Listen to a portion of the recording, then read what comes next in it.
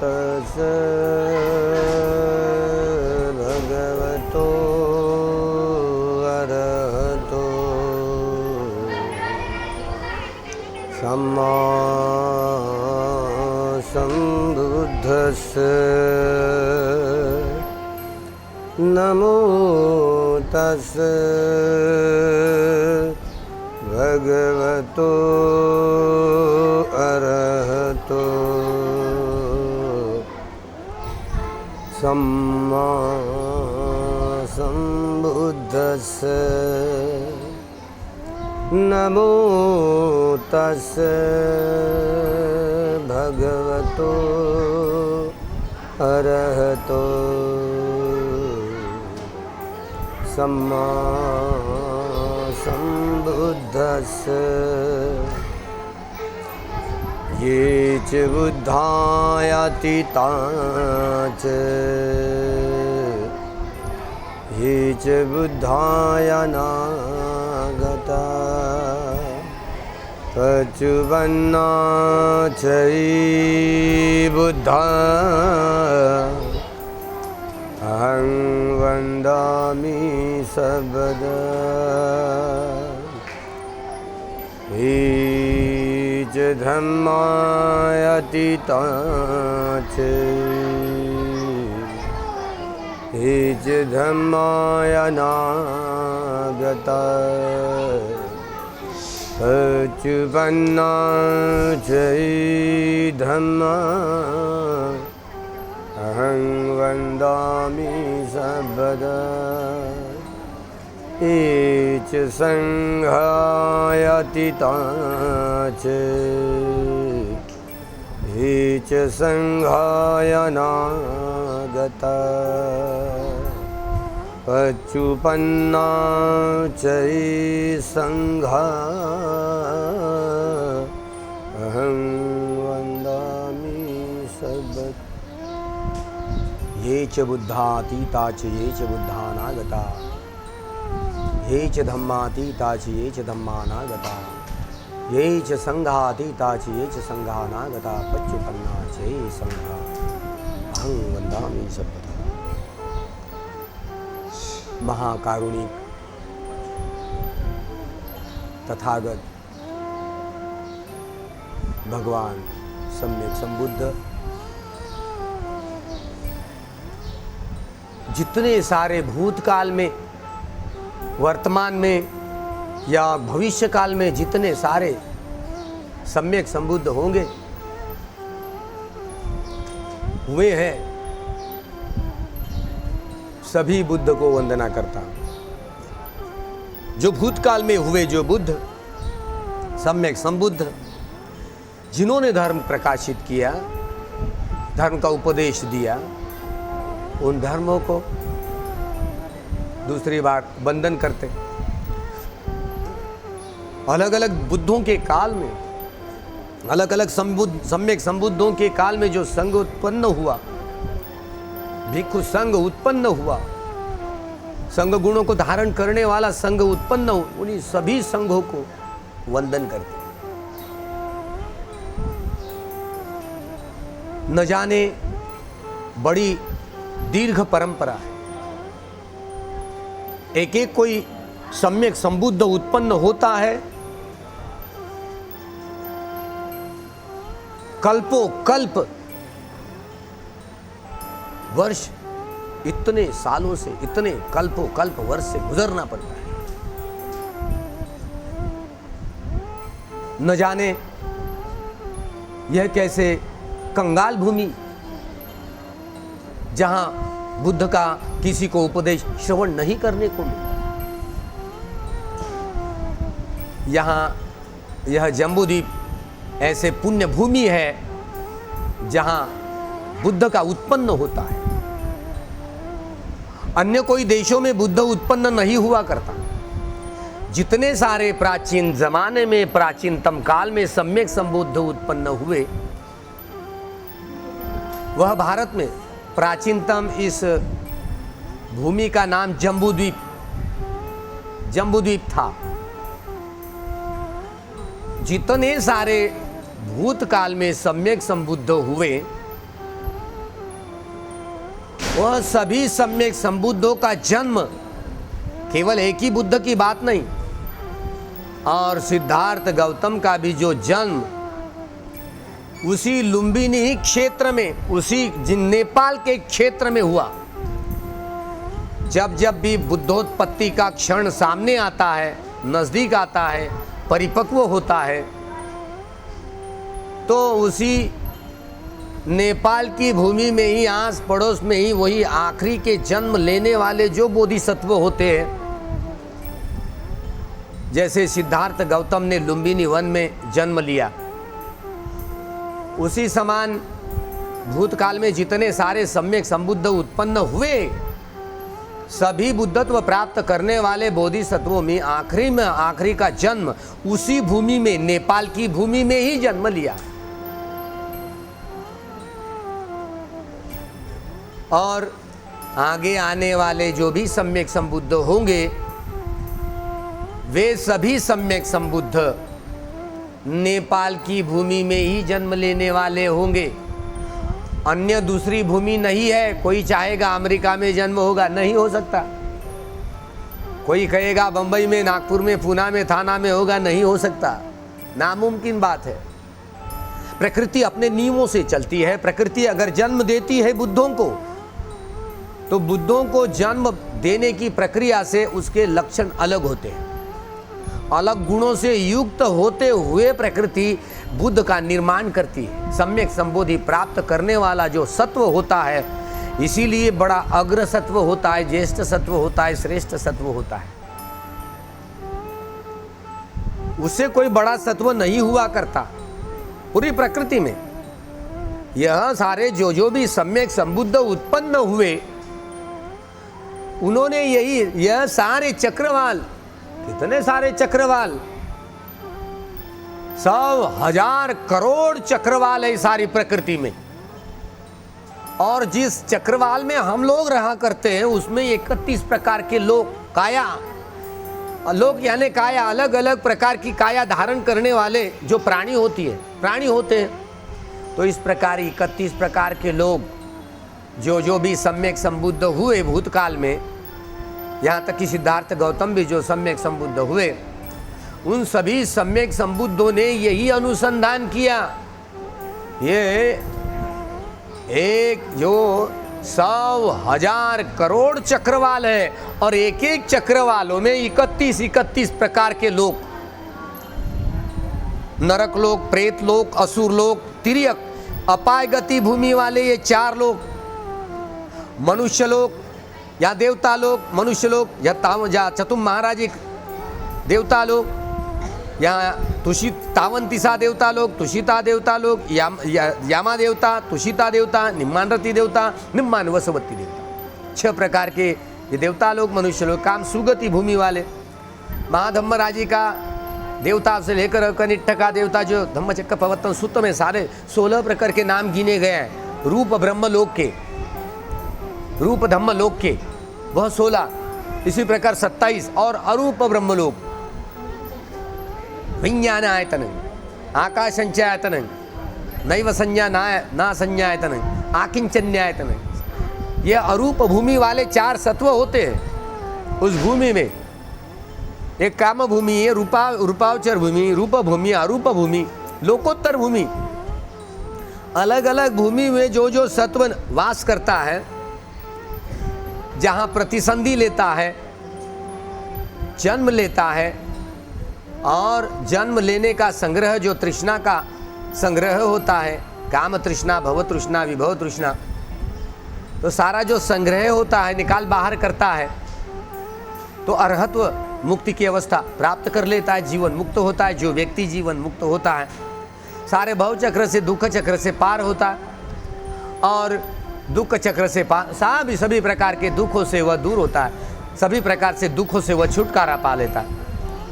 मुक्त, जीवन मुक्त उसी को ही कहते हैं। अभी कोई नए जीवन में प्रवेश पाने की क्षमता रखने वाला कोई संग्रह ही नहीं है, वो नया जन्म ग्रहण कर ही नहीं सकता, क्योंकि जन्म ग्रहण करने वाले जितने सारे संस्कारों का संग्रह सारा क्षय किया है, सारा व्यय किया है। अभी एक भी ऐसी तृष्णा का कोई संस्कार बचा हुआ नहीं है जो कि अभी भी है। सारे संस्कारों की निर्जरा की है, सारे संस्कारों की उधेड़ना की है, सारा चित्त नितांत निर्मल हुआ। तो ही 10 संयोजनों को पार करते हुए, 10 बंधनों को तोड़ करके, 10 जो सद्गुणों को धारण करते हुए जो मुक्ति की अवस्था पाई, जीवन मुक्त हुआ, उसका पुनर्भव पुनर्जन्म नहीं हो सकता। बाकी सत्वों का तो हो सकता। तो जो भी कोई सम्यक संबुद्ध होते हैं तो यह सारे प्रकृति का दर्शन, अरे न जाने सम्यक संबुद्ध उसी को ही कहते हैं ना जो भूतकाल का हो, वर्तमान काल का हो या भविष्य काल का, तीनों कालों की जानकारी उनको है। सभी सम्यक संबुद्धों की बात है। अलग अलग काल में अलग अलग सम्यक संबुद्ध हुए, इसलिए ये च बुद्धा, ये च धम्मा, ये च अतीता च अनागता, न जाने भूतकाल के, वर्तमान के और भविष्य के बुद्धों को आप नमन करते, बार बार रोज वंदना में कहते हैं। लेकिन क्या सभी सम्यक संबुद्धों पर हमारा विश्वास है, श्रद्धा है? लंगड़ी श्रद्धा है, ऊंची कोटि वाली श्रद्धा नहीं है, लंगड़ी है। श्रद्धा अगर मिथ्या होगी तो लाभ नहीं होता। इसीलिए श्रद्धा सम्यक हो। श्रद्धा अगर सम्यक नहीं रही तो सम्यक दृष्टि तुम्हारी काम कर ही नहीं सकती। इसीलिए बुद्ध की सम्यक संबुद्धों की बातों को जानने के लिए यह जो 31 प्रकार के लोगों का जो विश्लेषण दिया गया है, यही भवचक्र है, यही दुख चक्र है। इस लोक से उस लोक में, इस लोक से उस लोक में, ये लोक में जन्म लेना, जीना, मर जाना, फिर से जन्म लेना, जीना, मर जाना, फिर से जन्म ग्रहण करना। अरे उत्पाद व्यय जन्म मरण, यही तो भवचक्र है, सबसे बड़ा रोग है। और इस सबसे बड़े रोग पर जालिम दवाई, जालिम दवा, जालिम गिलान दवा जो भी कोई सम्यक संबुद्ध हुआ करते, उत्पन्न हुआ करते, वही दवाओं का अनुसंधान करते हैं, डॉक्टरों के डॉक्टर कहलाते हैं। तो सारी प्रकृति का रहस्य ही खुल जाता है। ये पठान की सारी 24 कारणों की मीमांसा करते हुए सारे प्रकृति के रहस्य को जान लेते हैं। इसीलिए वे कहते हैं उनको जो आत्मसात अनुभव होता है तो 100,000 करोड़ चक्रवाल है, एक एक चक्रवाल में 31 प्रकार के लोग हैं, ये जो बताए गए। अभी आज का विज्ञान वहां तक तो पहुंच नहीं पाया, जब पहुंचेगा। बहुत आदिवासी है, मागास वर्गीय है, हाँ, विज्ञान बहुत पिछड़ा हुआ है। जब कहीं जानेंगे। अलग अलग बुद्धों का बुद्ध शासन काल अलग होता है। सिद्धार्थ गौतम जो हुए, उन्होंने जो बोधि प्राप्त की 5000 साल का यह बुद्ध शासन है। आधे साल तो गुजर गए, आधे जो बच गए,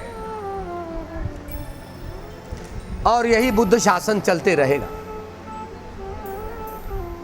तो जो भी कोई जिस युग में, इस युग में मान लो जो महाकल्प जो चल रहा है, भद्र महाकल्प, तो भद्र महाकल्प में या ककुसंद हो, कोणागमन हो, या कोणागमन, काश्यप, ककुसंद, सिद्धार्थ गौतम, और ये 5वें जो भविष्य में होने वाले आर्य मैत्रेय बुद्ध। तो इस प्रकार सिद्धार्थ गौतम जो सम्यक संबोधि जिन्होंने प्राप्त की, उन्होंने ये त्रिपिटक में ये संग्रह आया हुआ है, बुद्ध की वाणी में आया हुआ है। तो न जाने आने वाले बुद्धों का काल बहुत लंबा होगा, उनकी आयु 80,000 साल की होगी, पता नहीं, हम नहीं जानते, इस रहस्य को हम नहीं जानते। लेकिन भगवान ने त्रिपिटक में ये कहा गया है, वाणी में है, बुद्ध वाणी में है। तो भला जहां यह जन्म लेने वाले सत्व कल्प कल्प लग जाते हैं बुद्धत्व प्राप्त करने में, और 10 पारमिता, 10 उपपारमिता, 10 परमत्थ पारमिताओं के जो घड़े, बड़े बड़े घड़े होते हैं उनके, तो जब परिपूर्ण 30 पारमिताओं के घड़े परिपूर्ण हो जाते हैं, तो उसी के आधार पर ये 32 लक्षणों वाला ऐसे महापुरुष उत्पन्न होता है। 32।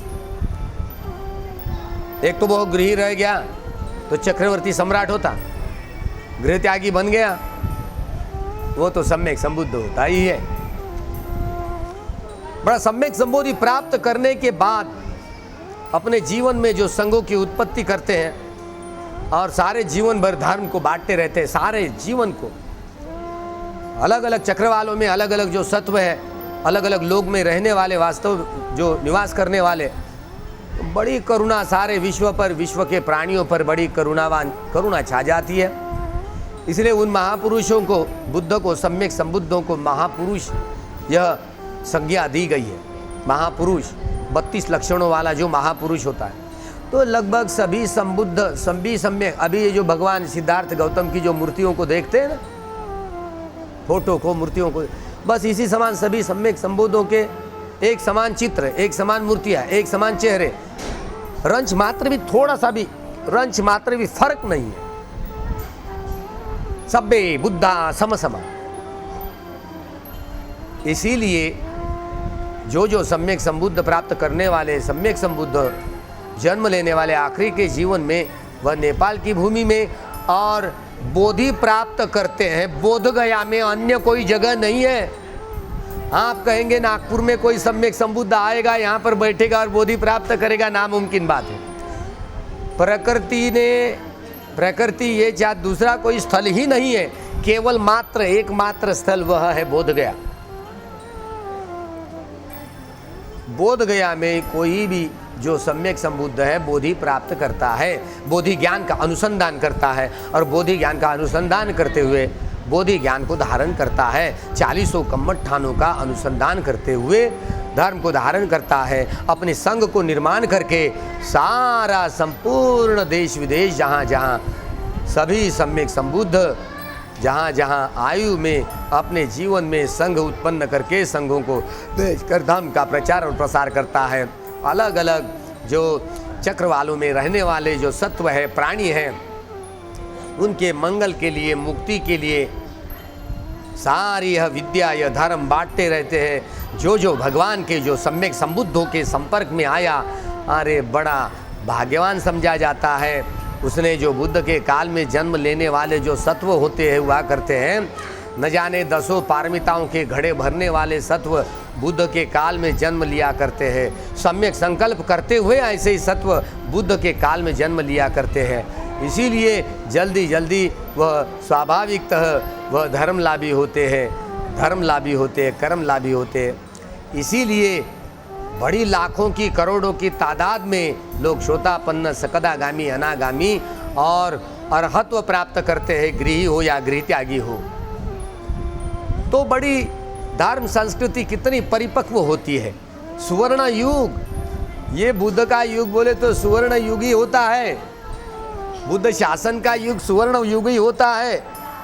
कुछ छींटे से होते हैं, काले काले, थोड़े मोटे मोटे ऐसे धब्बे होते हैं बीच बीच में, जैसे कि यहाँ जो प्रथम बुद्ध शासन काल में ये इतनी, जहाँ सम्राट अशोक से लेकर जहाँ राजा प्रसेनजीत थे, राजा बिंबिसार थे, उनकी सारी वंशावली, राजा सम्राट अशोक जी थे। अशोक के बाद आखिरी का जो राजा हुआ, जो बृहद्रथ राजा हुआ, 2 ही साल राज कर पाया। और 10 राजा हुए, धार्मिक राजा हुए।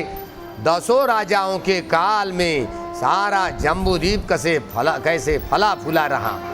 सारा जम्बूद्वीप बुद्धं शरणं गच्छामि, धम्मं शरणं गच्छामि, संघं शरणं गच्छामि। सारा जम्बूद्वीप ऐसे ही फूलता फलता रहा है, यह सच्चाई है। तो हम लोग जब भगवान का सद्धर्म संपूर्ण जम्बूद्वीप में खूब फैला,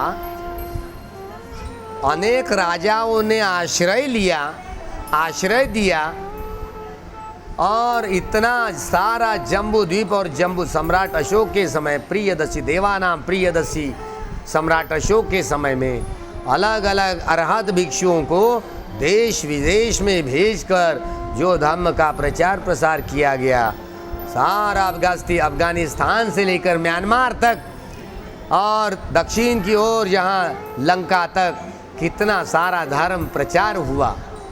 सारी ज़मीन जम्बूद्वीप कैसे फल फूल गया। सम्राट अशोक ने जो तक्षशिला, नालंदा, विक्रमशिला, अन्योन्य 18 विश्वविद्यालय बनाए। देश विदेश के लोग यहाँ भगवान का बोधि ज्ञान धारण करने के लिए, पढ़ने के लिए यहाँ आया करते थे। और यहाँ सभी उस समय में, भगवान के समय में, यह भारत भूमि, ये जम्बूद्वीप कैसे फला फूला हुआ था। और यहाँ सारे ये जैसे कोई सुवर्ण का धुआं निकलता हो, इसी समान कैसे फली फूली ज़मीन थी।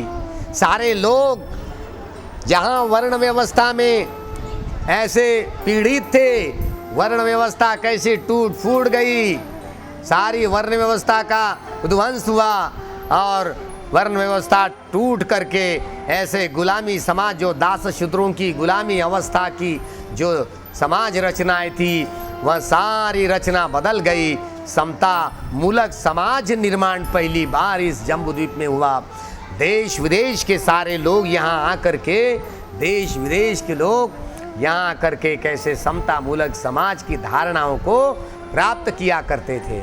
लेकिन यही प्रथम बुद्ध शासन के काल में ही सम्राट बृहद्रथ के बाद, बृहद्रथ की हत्या, सम्राट बृहद्रथ के सेना में यह पुष्यमित्र शुंग नामक ब्राह्मण यहाँ सेना में अपना वर्चस्व जमा लिया, अपना प्रभुत्व बना लिया और सेनापति बन गया। और धीरे धीरे सम्राट बृहद्रथ की कपट नीति से हत्या कर दी। उस समय में जो भिक्षुओं का संगठन था, एक एक भिक्षुओं का सर काट कर लाने के लिए, उसकी हत्या करने के लिए 10,000 कारशापन सोने के ऐसे गिने जाते थे। इस प्रकार भिक्षुओं का कत्लेआम किया गया। 84,000 धम्म स्कंद के आधार पर जो 84,000 स्तूप बनवाए थे सम्राट अशोक ने, जहाँ भगवान की सोने की मूर्तियाँ प्रतिष्ठापित की थी और अलग अलग भगवान की जो रालिक्स थी, धातुएं थी, उन स्तूपों में प्रतिष्ठित की थी। कहाँ गए सब लोग? यह सारे 84,000 स्तूप कहाँ गए? बाबा साहब ने, डॉक्टर बाबा साहब अम्बेडकर जी ने इसका खूब अनुसंधान किया। जहाँ भीमा कोरेगांव के स्तंभ में सारी सच्चाई को उजागर कर पाए, जहाँ 1 जनवरी 1828 में जो हादसा हुआ, पेशवाओं के 25,000 सैनिक और एक तरफ महार बटालियन के 500 सैनिक, 500 सैनिकों ने 25,000 फौज का पर्दाफाश कर दिया, तहस नहस कर दिया। बड़ी पराक्रम बलवान जो सेना थी। अरे अंग्रेजों ने तो सारे विश्व भर में राज किया। अंग्रेजों को एहसास हुआ इतनी पराक्रमी जो जमात इस धरा पर नहीं है, वो तो वे लोग समझ पाए। उस समय बाबा साहब के मन में ये सारी क्रांति, प्रतिक्रांति की जो बातें, जो इतने सारे भगवान को ये लोग, इस देश के लोग भी विष्णु का 9वां अवतार मानते हैं, लेकिन पूजा क्यों नहीं करते? कौन करता है?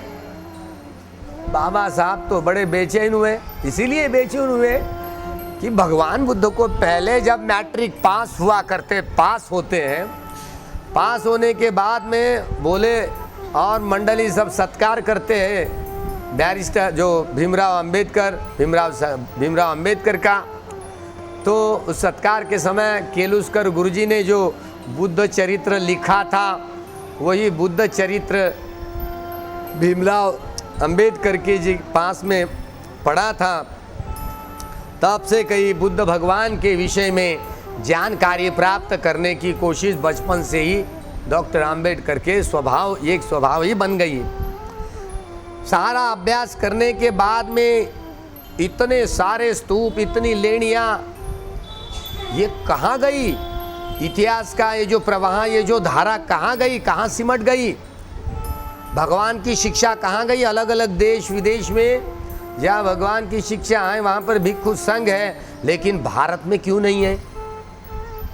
क्या वजह है कि नष्ट प्राय होने का? बाबा साहब को यहाँ जो ब्राह्मणवादियों ने जो इसी काल में पुष्यमित्र शुंग के काल में, इसी पुष्यमित्र शुंग ने बृहद्रथ सम्राट बृहद्रथ की हत्या कर, कपट नीति से हत्या कर दी और सारा समाज फिर से जाति जाति में बटोर दिया। वहाँ पर यही जो उत्पादन संबंध निश्चित किए गए, जन्म भेद के आधार पर, जन्म भेद के आधार पर ऐसे श्रम विभाजन किया गया, न जाने जाति जाति का उत्पाद हुआ। पहले स्वयं यही ब्राह्मण लोग स्वयं पहले जाति में बंदिस्त हो गए। यही उत्पादन प्रक्रिया में स्वयं प्रथमतः एक समान जो सहभाग, एक समान भाग, वही उत्पाद की प्रक्रिया में यही पहला जो जाति के रूप में यही ब्राह्मण पुरोहित संगठित हुए। उत्पादन प्रक्रिया में जो एक समान भाग ऐसे जो होता है वह बंदिस्त होता है, बंदिस्त वर्ग यानी जाति। इसीलिए ऐसे ही जो जन्म भेद के आधार पर स्वयं ब्राह्मण पुरोहितों ने पहली बार स्वयं अपने को स्वयं को बंदिस्त किया और स्वयं को पठन और पाठन, दूसरा काम नहीं, पढ़ाने का और पढ़ाने का और पढ़ने का यही काम, और क्षत्रियों को जो सुरक्षा करने का यानी ब्राह्मणों की राज का, वैश्यों को व्यापार करने का और शूद्रों को सेवा करने का। जो पहला जो वर्ण व्यवस्था थी, तो वर्ण व्यवस्था ध्वस्त होकर सम्राट अशोक के और बृहद्रथ के काल में वर्ण व्यवस्था निर्जरा हुई थी। तो उसके बाद में यही पुष्यमित्र शुंग द्वारा यह प्रतिक्रांतिवादी लोग, ब्राह्मणवादी लोग यही ब्राह्मण जाति में संगठित हुए। उत्पादन प्रक्रिया में जन्म भेद के आधार पर हम जन्म से ही, जाति से ही, जन्म से ही ब्राह्मण हैं, इसी प्रकार की धारणा बहुत मजबूत हुई।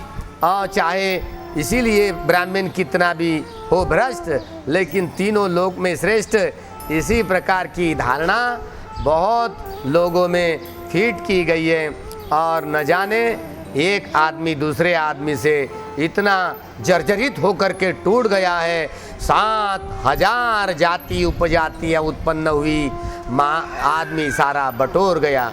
आदमी एक दूसरे के बीच में जो भाई भाई के साथ में रहा करता था, सारा समाज भंग हुआ, दुभंग हुआ।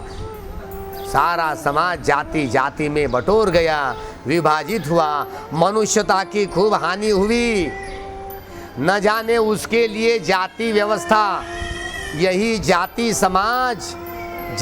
समाज का यहाँ जाति समाज को कायम करने के लिए, जाति समाज को कायम करने के लिए सुमति भार्गव द्वारा यह लिखवाई गई मनुस्मृति, यह पुष्यमित्र शुंग द्वारा ही लिखवाई गई।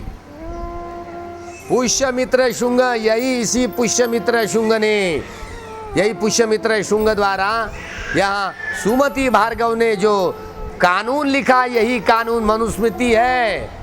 एक जाति ने दूसरे जातियों के साथ कैसे सलूक करना चाहिए, यही जातिवाद का, जाति विशेष का कानून है। यही संविधान था जो बाबा साहब ने 25 दिसंबर 1927 में महाड़ की क्रांति भूमि में नाना सहस्त्रबुद्धे के हाथों से चलाई गई।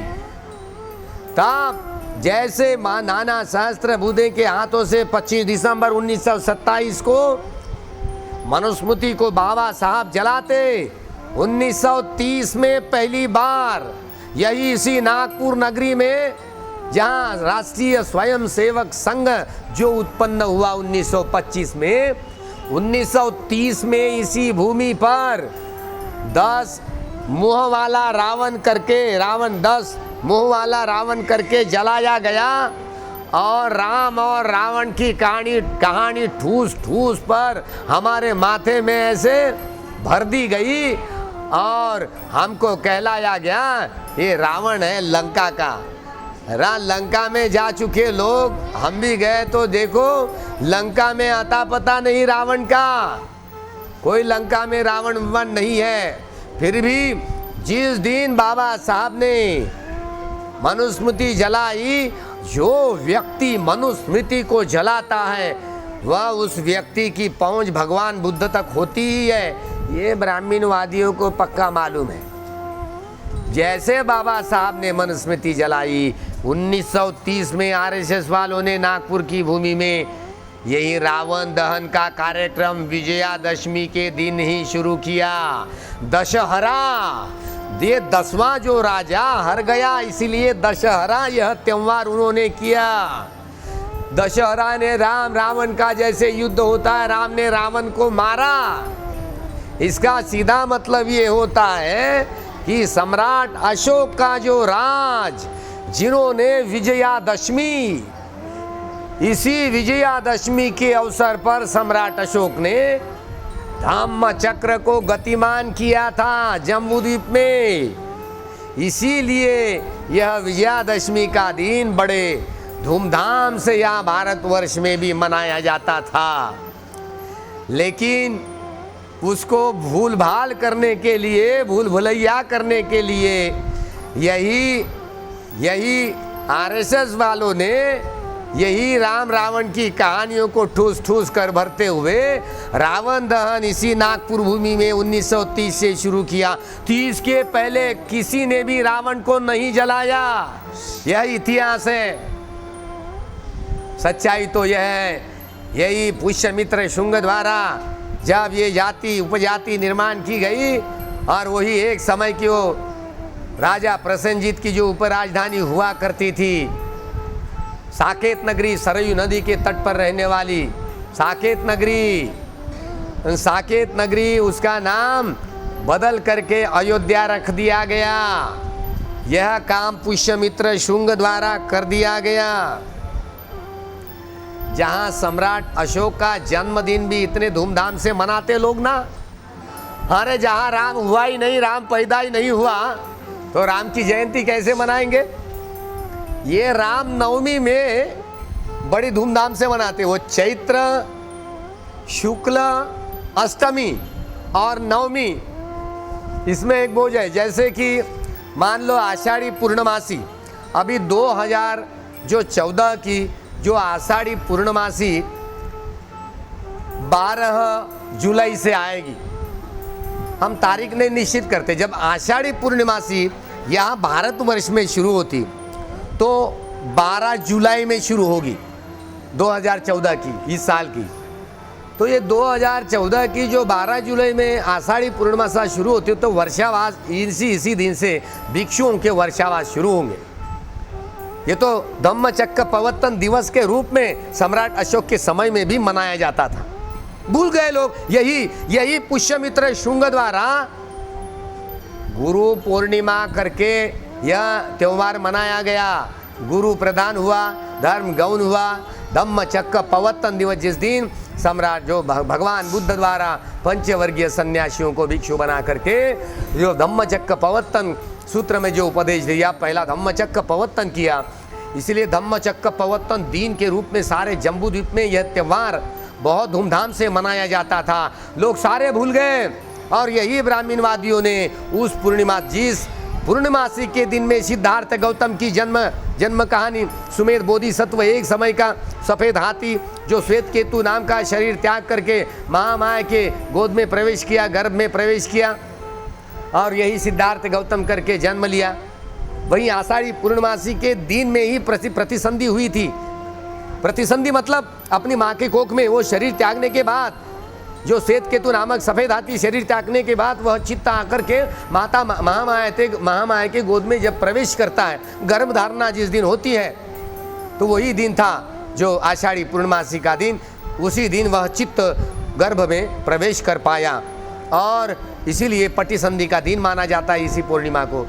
आयु के 29 वर्ष में जो गृह त्याग करते हुए इसी पूर्णिमा में गृह त्याग करके निकल करके गए थे और बोधि ज्ञान का लाभ प्राप्त करने के लिए भटकते रहे। तो यही पूर्णमासी का दिन था, आषाढ़ी पूर्णिमा का, जिस दिन चले गए वो गृह त्याग किया और बोधि प्राप्त करने के बाद, सम्यक संबोधि प्राप्त करने के बाद जो पंचवर्गीय भिक्षुओं को जो पहला धम्मचक्र प्रवर्तन किया, वही सारनाथ में धम्मचक्र प्रवर्तन दिवस के रूप में माना जाता। सारे जम्बूद्वीप में सम्राट अशोक के समय में, यहाँ तक कि बृहद्रथ के सम्राट बृहद्रथ के समय में भी यही धम्मचक्र प्रवर्तन दिवस के रूप में माना जाता था। सारे लोग भूल भाल गए। अभी गुरु पूर्णिमा, गुरु प्रदान हुआ, धर्म गौन हुआ, और अभी तो सारे लोग जहाँ वहाँ घट जो रखा जाता था, उसमें घट पर नारियल भी रखा जाता, और कुछ नहीं, वो नारियल भिक्षु का सर है। एक सर काटने के लिए 10,000 कारशापन गिने जाते थे। इसी समान सारे त्योहार भी बदल गए सारे। इसीलिए हम लोग हर एक त्योहार के पक्ष में, हम लोग ब्राह्मणवादियों ने जो त्योहार मनाए, सारे यह धर्म संस्कृति को नष्ट करते हुए प्रतिक्रांतियों ने सारा नक्शा बदल दिया, तहस नहस कर दिया गया। यहाँ तक कि मूर्तियों को तोड़कर भगवान की तहस नहस करके वहाँ मंदिरों में अलग अलग पत्थरों के देवी देवताओं की वहाँ पर प्रतिष्ठापना की गई है। और इसी प्रकार जो तक्षशिला हो, नालंदा, विक्रमशिला हो, 18 प्रकार के जितने 18 जो विश्वविद्यालय थे, सारे जलाकर राख कर दिए गए, खाक कर दिए गए। इतनी यहाँ प्रतिक्रांति हुई, सारा त्रिपिटक जलाया गया, भिक्षुओं का कत्लेआम किया गया, जितनी बुद्धिस्ट बस्तियाँ थी पूरे गांव के गांव जला दिए गए। यहाँ इतना हादसा हुआ, भिक्षुओं को मार डाला। इसी प्रकार जहाँ अलग अलग जंगलों में जो भिक्षु दाढ़ी बढ़ाकर या बाल बढ़ा करके सर के जंगलों में घूमते रहे, फिरते रहे। यहाँ तक इसलिए जो महादेव जो भिक्षु था, जो मच्छिंद्रनाथ, गोरखनाथ, सभी ये नाथ, ये भिक्षु थे। अरे महादेव को भी शंकर भगवान के रूप में ब्राह्मणवादियों ने बदल डाला, और ये सारे सातों जो सप्त ऋषि थे, जो गोरखनाथ थे, मच्छिंद्रनाथ थे, सारे भिक्षु थे, उनको भी सारे साधुओं में बदल डाला। इसी प्रकार प्रतिक्रांतिवादियों ने सारा धर्म संस्कृति का सत्यानाश किया, तहस नहस किया। इतना प्रथम बुद्ध शासन में अंधकार हमें देखने को मिला कि पेशवाओं के राज में हमारे पूर्वज जो उनके गले में ऐसे मटके लटके हुए थे और कमर में ऐसे झाड़ू बांधे हुए थे। इसी प्रकार यह गुलामी की जंजीरें इतनी जकड़ी गई है। प्रथम शासन में, बुद्ध शासन में भी इतना अंधकार, हमको ऐसे कभी कभी काले काले धब्बे लगे हुए रहते हैं। बाबा साहब के मन में यह बात उजागर हुई। यह बात उजागर होने के बाद बाबा साहब ने ठान लिया, यही अरे सद्धर्म है, भगवान बुद्ध का सद्धर्म है, यही इस देश को मानव के हित के लिए, कल्याण के लिए, सुख के लिए यही एकमात्र इलाज है, यही एकमात्र उपाय है, जिसके आधार पर टूटे हुए मनों को जोड़ सकने की ताकत, जो दवा यहीं से मिल सकती है। बाबा साहब ने इस बात को खूब जाना है। इसीलिए जहाँ रामनवमी, राम जन्म कहते हैं ना, तो वो जो असित सेन नामक जो इतिहासज्ञ है, 340 पृष्ठ पर वे लिखा करते हैं कि सम्राट अशोक का जो जयंती दिन है, तो चैत्र शुक्ल अष्टमी आता है। चैत्र शुक्ल अष्टमी आता है। तो चैत्र शुक्ल अष्टमी चाइना में भी यह सम्राट अशोक का जयंती उत्सव मनाते हैं। हाँ, तो जो पूर्व के जितने सारे देश हैं, उनमें एक दिन जैसे आषाढ़ी पूर्णिमा यहाँ 12 जुलाई को आएगी, तो वे लोग 11 जुलाई से शुरू करेंगे, क्योंकि सूरज वहाँ से पहले ही निकल जाता है। सूरज का दर्शन पहले दिन ही होता है, इसीलिए एक दिन पहले ही पूर्णमासी होती है। भारत में दूसरे दिन होती है। वहाँ जो लिखा था चैत्र शुक्ल अष्टमी, यही दिन, यही सम्राट अशोक का जयंती दिन था, लेकिन यह भट्ट ब्राह्मणों ने सारा बदल दिया और राम जन्म करके कहलाया गया। सम्राट अशोक का जो जयंती दिन था वही राम जन्म करके माना गया, लोगों को बहका दिया गया और वो सम्राट अशोक की जयंती बड़े जम्बूद्वीप में धूमधाम से मनाई जाती थी। ये चैत्र शुक्ल जो अष्टमी है, जो धूमधाम से वो लोग मनाते हैं, चाइना वाले उधर भी, और उधर ये अष्टमी ये एक दिन बाद में आती है, इसीलिए नवमी पकड़ते हैं, चैत्र शुक्ल नवमी आ जाती है, इसीलिए यह राम नवमी और दूसरा कुछ नहीं है, यह सम्राट अशोक का जन्मदिन है। इसीलिए ब्राह्मणवादियों ने यहाँ जम्बूद्वीप में सम्राट अशोक का जयंती उत्सव बड़े धूमधाम से मनाया करते थे। सारे लोग भूल गए और राम की जयंती मनाने लगे। इसीलिए यह जो हादसा हुआ प्रतिक्रांति का हादसा है, यह रामनवमी और दूसरा कुछ नहीं है, सम्राट अशोक का जयंती उत्सव यही दिन चुन करके ब्राह्मणवादियों ने रामनवमी का, राम का, आज भी थाईलैंड के राजा को राम ही कहते हैं। तो ये राम है ना, ये दशरथ जातक वाला वो अलग है, इससे ये काल्पनिक राम से कोई रिश्ता नाता नहीं है।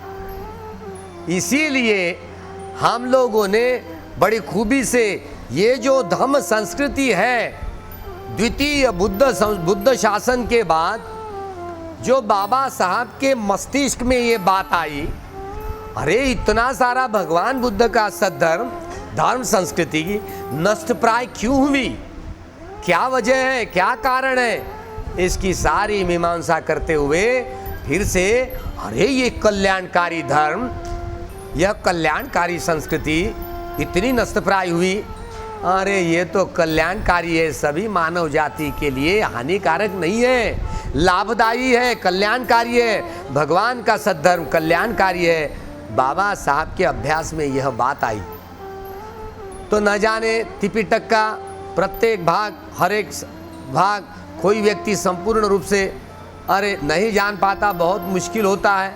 बाबा साहब को छोटी जो आयु मिली, जितना वो जान पाए उतना जान पाए।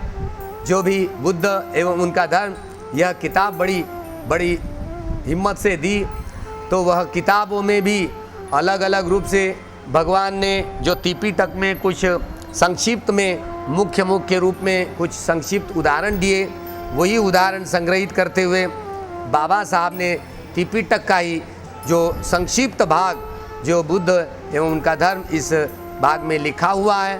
तो हम लोग ने बुद्ध का चरित्र जो है, बुद्ध का चरित्र है, तो बुद्ध का चरित्र ये केवल सर्वसामान्य आदमी नहीं है, ये महापुरुष है।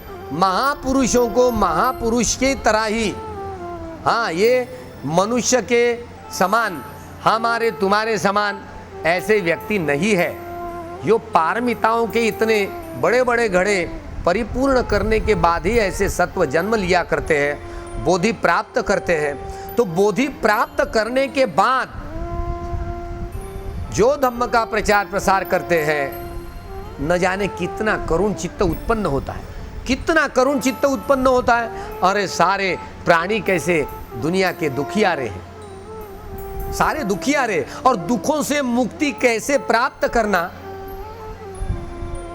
पता नहीं होता, मार्ग का ज्ञान नहीं होता, अनभिज्ञ होते हैं। और भगवान यही असली बात, जो भी सम्यक संबुद्ध होते हैं, न जाने कल्पों में कितने सारे सम्यक संबुद्ध हुए, और बार बार लोगों का कल्याण, बार बार न जाने कर्म यही प्रधान है। जैसे कर्म जो कोई व्यक्ति है करेगा, उसका परिणाम आएगा ही, यही कर्म ये प्रधान कारण है। अगर ये कर्म के प्रधान कारण को समझ नहीं पाएंगे तो निश्चित रूप से अपने कर्म को सुधार ही नहीं सकते। क्योंकि ये कर्म की चेतना, कुशल कर्म करने की चेतना ही उभर करके सामने नहीं आएगी तो कुशल चित्त कहाँ उत्पन्न कर पाएंगे।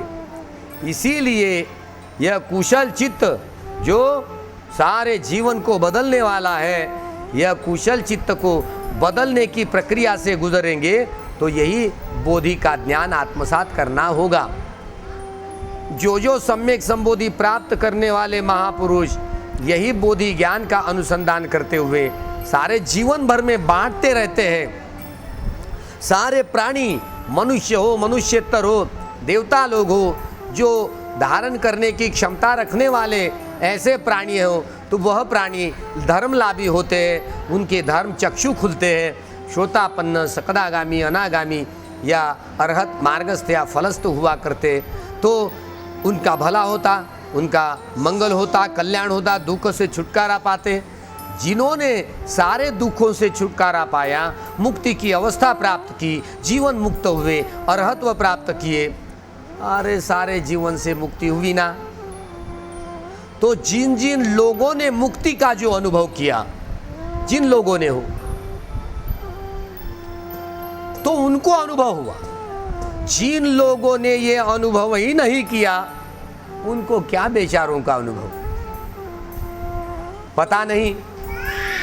जब जब कोई व्यक्ति इसका अभ्यास करने लग जाता है, यह मिथ्या दृष्टि बार बार, क्या होती है मिथ्या दृष्टि?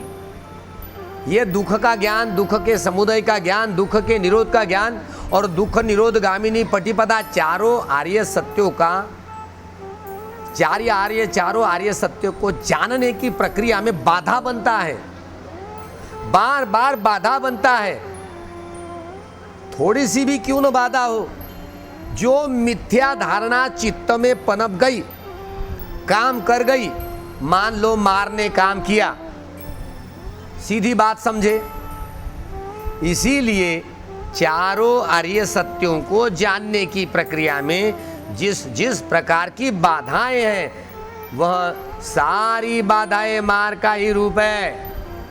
चाहे कोई बंधन हो, काम, चंद, व्यापार, तीन विद्या, उदत्य, कवकृत्य, विचिकित्सा, चाहे सिल्वर परामर्श हो, मान हो, अविद्या हो, शुक्र, जितने सारे बंधन हो, दसों बंधन हो, यह मार सेना के ही प्रतिनिधि के रूप में ही काम करते हैं। इसीलिए मार पर जो हावी होता है, जीत तो नहीं सके, कैसे जीत पाएंगे?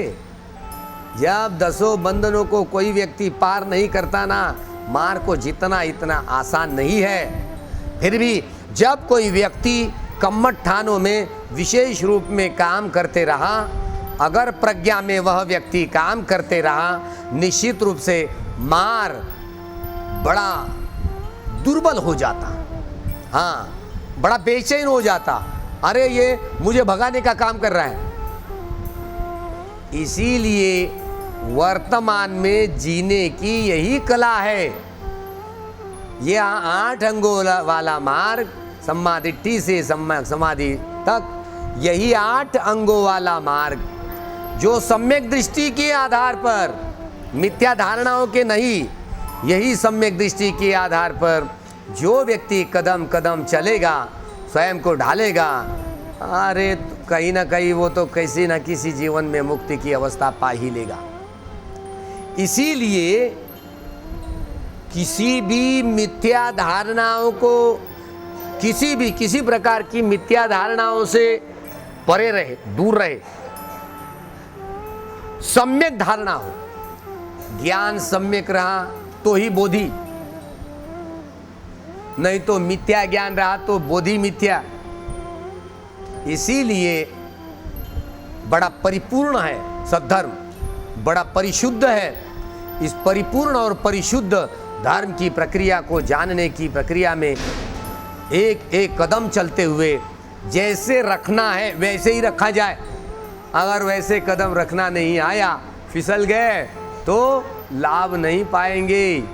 इसीलिए जैसे भगवान ने सूत्र में बताया है वैसे ही चले, उसमें अपने हाथ में कि कोई जोड़ तोड़ ना करे। अगर कोई किसी ने जोड़ तोड़ करने की कोशिश की, लाभ नहीं आएगा। इसीलिए भगवान की वाणी अपने आप में बड़ी परिपूर्ण है, परिशुद्ध है।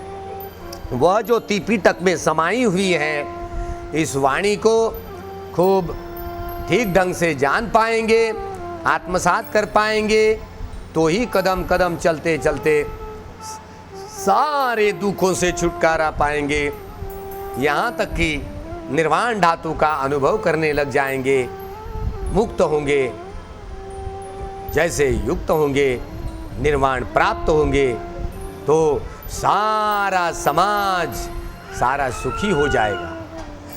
जो जो सत्व ऐसे भगवान के धर्म के पक्ष में आएंगे, अरे सारे लोग मुक्त हो जाएंगे।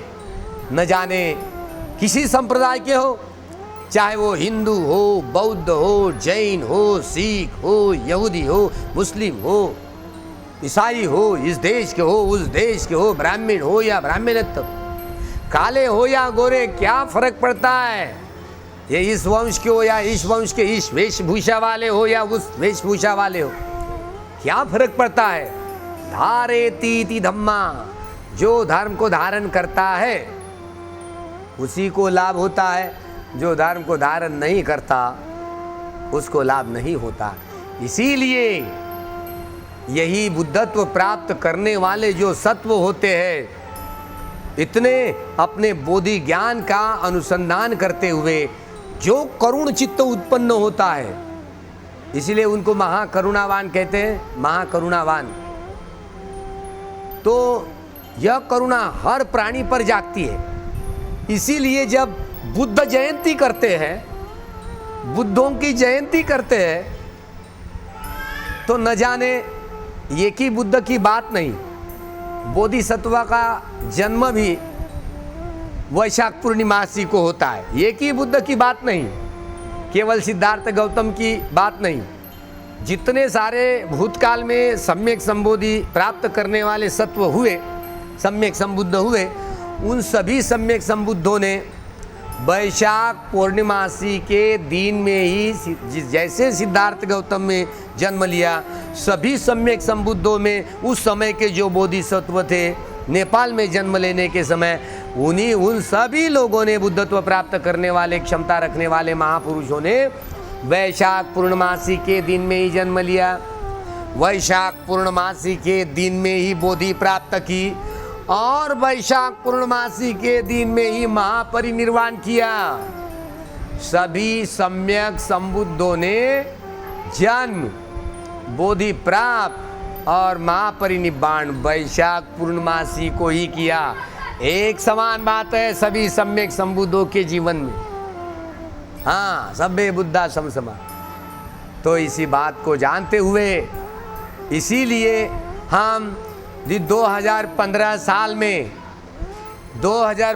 साल में जो भगवान बुद्ध की जो जयंती मनाएंगे, केवल सिद्धार्थ जो गौतम सम्यक संबुद्ध हुए उनकी ही नहीं, तो सभी भूतकाल में जितने सारे सम्यक संबुद्ध हुए और भविष्य काल में जितने सारे सम्यक संबुद्ध हुए होंगे, उन सभी सम्यक संबुद्धों की जयंती मनाने के लिए हम बोध गया 2015 साल में पैदल पैदल इसी दीक्षा भूमि से लौटेंगे, जाएंगे पैदल पैदल मार्च करते हुए। हाँ, ये लॉन्ग मार्च लेकर के जाएंगे। यहाँ नागपुर की दीक्षा भूमि से 2015 में सभी सम्यक संबुद्धों की जयंती करने के लिए बोध गया में पैदल पैदल महीना 1.5 महीना लग जाएगा, जाएंगे। जाने के बाद हम क्या करेंगे? बुद्ध की जयंती करने का मतलब आधे इधर आधे उधर करके ढोल बिटोरे ऐसे बजा बजा करके डांस करना, ये कोई बुद्ध जयंती का उत्सव करना नहीं है। बुद्ध की जयंती करने का मकसद क्या है? क्या मतलब होता है? क्यों करना है? किसी लिए करना है? अरे हम अब जाएंगे 2015 में पैदल पैदल, जितने सारे हमारा जीवनचर्या चली, हाँ जितनी सारी जीवनचर्या चली, और न जाने कितने और भी जीवन चलने वाली है, हमें पता नहीं। ये चित्त धारा, ये शरीर धारा जो भी चलती रही है, तो न जाने, हमें पता नहीं है हम कब मुक्त होंगे।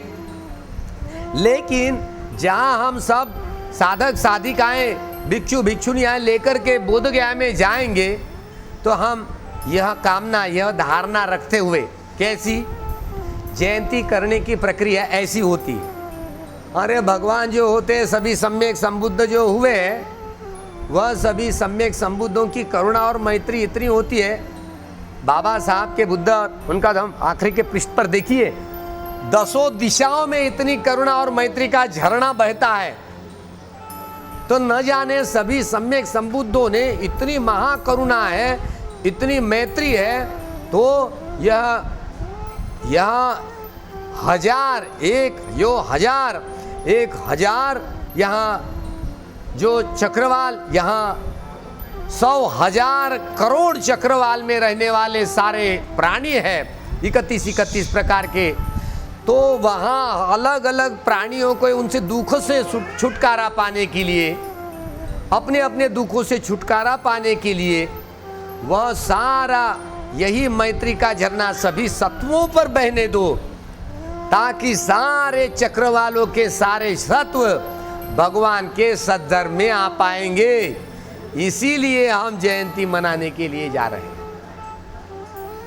तो अभी इसी बुद्ध जयंती के अवसर पर हम आपको आह्वान करते हैं कि हम लोग 2015 साल में यहाँ नागपुर की पवित्र दीक्षा भूमि पर, जिस भूमि पर 14 अक्टूबर 1956 में विजयादशमी के, अशोका विजयादशमी के दिन पर जो 5 लाख लोगों को दीक्षा देकर 3 शरण और 5 शिलों में प्रतिष्ठित करके बाबा साहब ने इस पवित्र दीक्षा भूमि को पुनीत किया, उसी पवित्र दीक्षा भूमि से 2015 साल में निकलेंगे पैदल धम्म यात्रा लेकर के, पद यात्रा लेकर के, और 2015 भी 4-5 मई जो में आने वाली 2015 साल की जो बुद्ध जयंती हम बोधगया में मनाएंगे, और सभी सम्यक संबुद्धों की जयंती मनाएंगे। तो आने वाले भविष्य में आने वाले भी सम्यक संबुद्धों की, इसीलिए बुद्धों की ये जो करुणा मैत्री का झरना सारे प्राणी मात्र पर बहे, अपने अपने दुखों से छुटकारा पाए, यही कामना करते हुए हम लोग यहाँ उनकी अपनी धारणा जयंती मनाने की प्रक्रिया से गुजरेंगे। आप सब लोग, हम जो हमारा जितना सारा पुण्य जीवन का हो, वह सारा वह उस भूमि पर जाकर अर्पित करते हुए, जो बुद्धत्व प्राप्ति भूमि कर जाकर अर्पित करते हुए, यह सारे जो सम्यक संबुद्ध है, सभी प्राणियों के यह दुखों से छुटकारा पाने के लिए सब प्राणियों पर ऐसे करुणा और मैत्री का झरना खूब बहने दे, सारे प्राणी अपने अपने दुखों से छुटकारा पावे, आश्रयों से दूर हो, सम्यक संबोधि प्राप्त करने के लिए, बुद्धत्व प्राप्त करने के लिए सम्यक संबुद्ध ने जो प्रयत्न किया था, सबको, सब प्राणियों को लाभ हो, खूब मंगल हो, खूब कल्याण हो।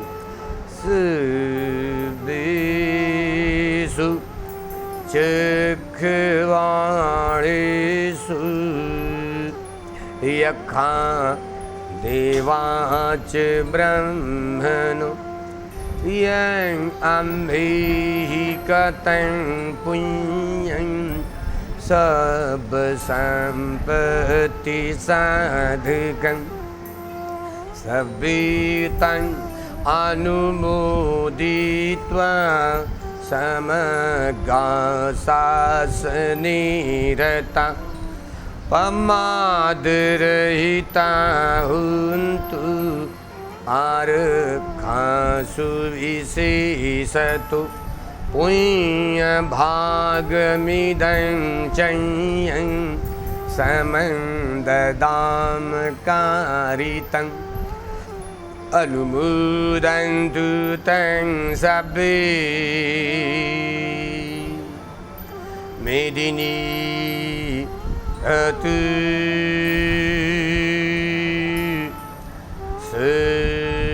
सखीके मेदिनी अति सिखी की मेदिनी अति सिखी की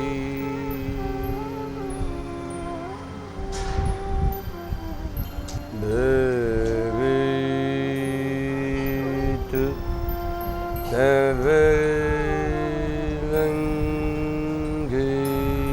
सर्वंगीलं भवित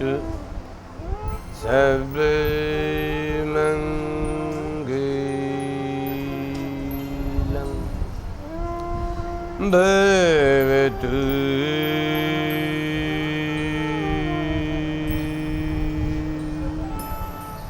से